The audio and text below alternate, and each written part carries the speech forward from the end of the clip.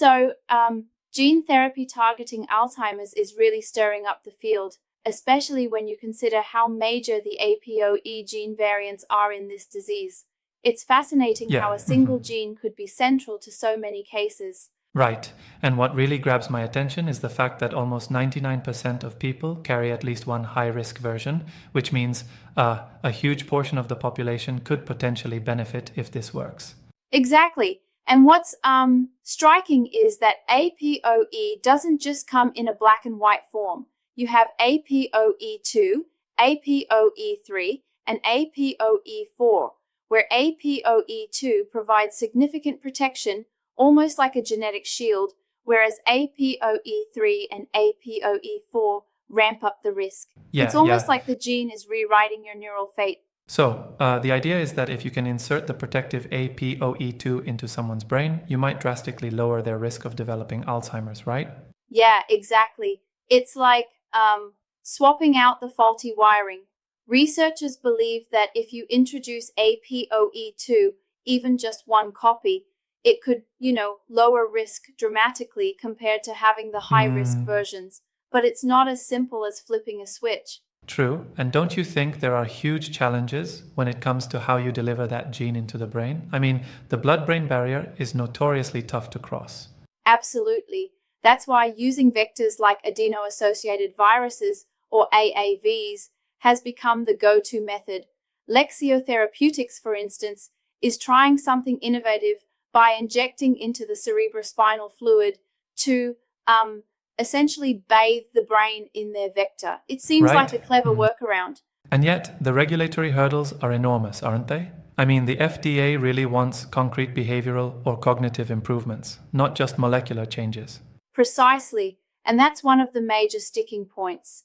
Unlike the anti-amyloid antibodies that used amyloid load as a proxy, gene therapies have to demonstrate noticeable cognitive benefits, which can take years and huge trials. Absolutely. It's a tall order with slow endpoints. I was also wondering, though, if focusing on APOE alone might be too narrow. Alzheimer's is multifaceted, and I've heard some experts say it's kind of like treating diabetes with insulin only.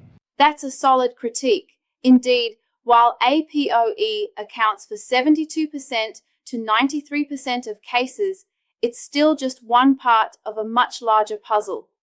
Even if gene therapy targeting APOE works, it likely won't be a silver bullet.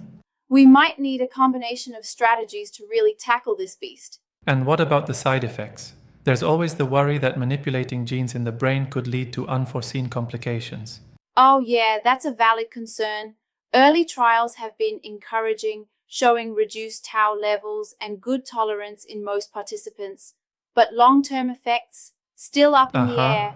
It's a genuine risk that must be balanced against the potential benefits. It's also interesting that the research isn't just about adding APOE2, it's about possibly suppressing the harmful effects of APOE3 and APOE4 as well. Exactly. They're even thinking about combining gene delivery with RNA snippets to suppress APOE4 expression, which could further enhance the therapy's effect. It's like fine-tuning the brain's own chemistry. All this makes me think, if these trials succeed, could we be looking at one of the first widely used gene therapies for such a massive population? That's the million-dollar question. With nearly 28% of people carrying at least one high-risk allele, it's a potential game changer.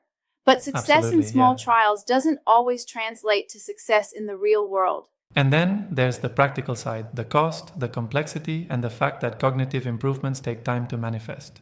Right? And all that underscores why these trials are so critical.